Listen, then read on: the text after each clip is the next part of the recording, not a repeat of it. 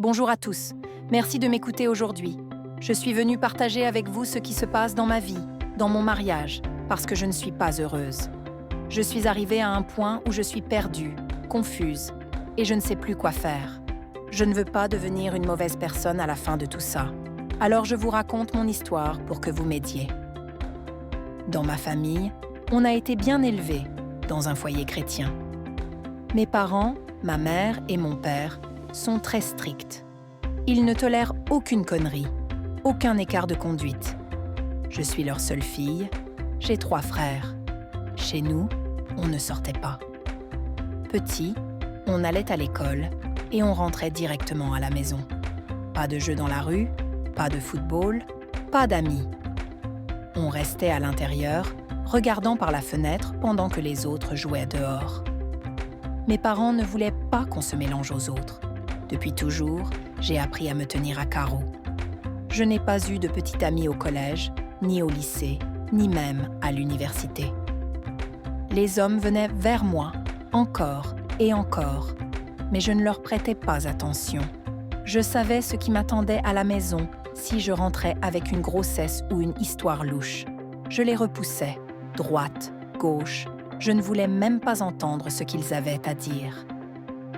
Je me concentrais sur mes études, de la classe au dortoir, du dortoir à la classe. Je n'ai jamais eu de relation, je suis restée pure.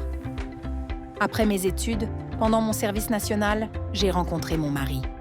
Ça a été dur pour lui de devenir mon ami, parce que je ne me liais pas facilement, surtout pas avec les hommes. Même avec les filles, j'avais peu d'amis, juste quelques-unes. On a lutté pour construire une amitié, ça a pris du temps, mais j'ai fini par accepter. On a avancé ensemble, et puis il a décidé d'aller plus loin. Il est venu chez mes parents pour se présenter, dire qu'il voulait m'épouser. Même après ça, quand j'allais chez lui en tant que fiancée, il ne me touchait pas. Pas de gestes romantiques, rien. Je lui disais « Seuls les hommes mariés peuvent me toucher, entrer là-dedans, passer par la porte du paradis. » Je tenais à ça, je n'ai jamais dévié. On s'est mariés et j'étais fière d'arriver vierge au mariage. Lui aussi, il a vu que j'étais intacte, pure. Mais après 1 an de mariage, puis 2, puis 3, je n'arrivais pas à tomber enceinte.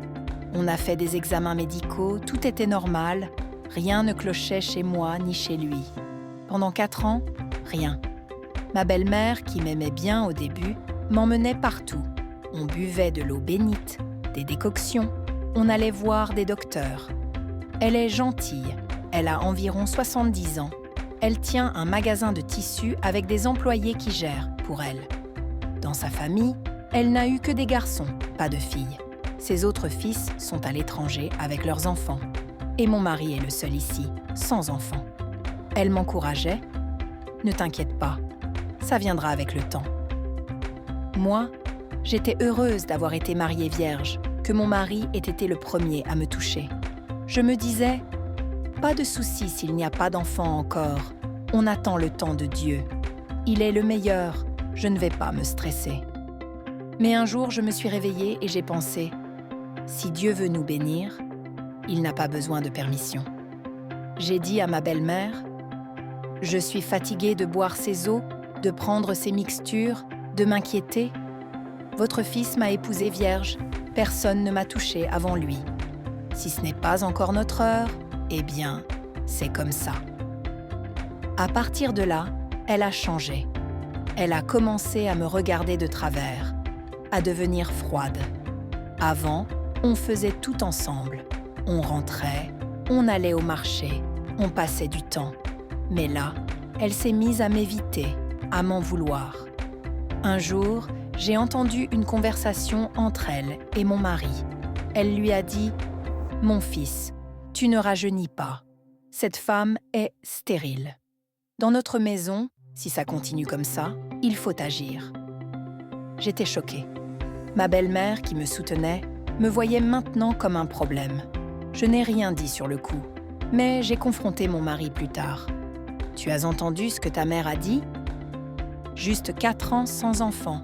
Et tu veux déjà me remplacer ? » Il m'a supplié, s'est excusé. « Non, je ne ferai pas ça, ignore ma mère. » Le temps de Dieu est le meilleur. Tiens bon, il nous le donnera. » J'ai cru en lui.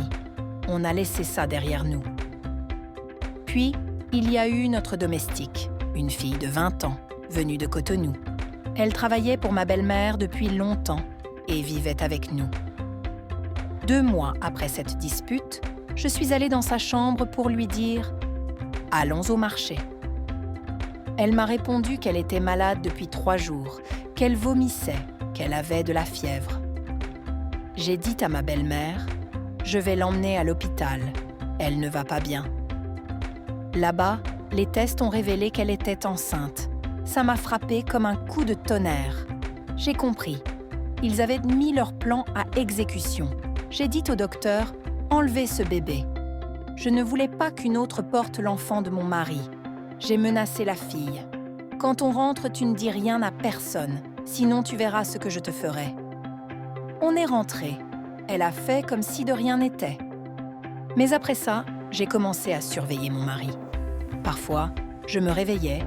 Il n'était pas dans notre lit. Je vérifiais sa chambre. Il n'y était pas. Une nuit, il est rentré à 4 heures du matin. Je lui ai demandé « D'où viens-tu » Il m'a dit « J'étais au club avec mes amis. » Il y va parfois, c'est son endroit pour se détendre, alors j'ai laissé passer. Mais ensuite, j'ai découvert que la domestique était enceinte une 2e fois. J'ai fait avorter ça aussi. Puis une 3e fois. Encore un avortement. J'étais déchirée, confuse, blessée.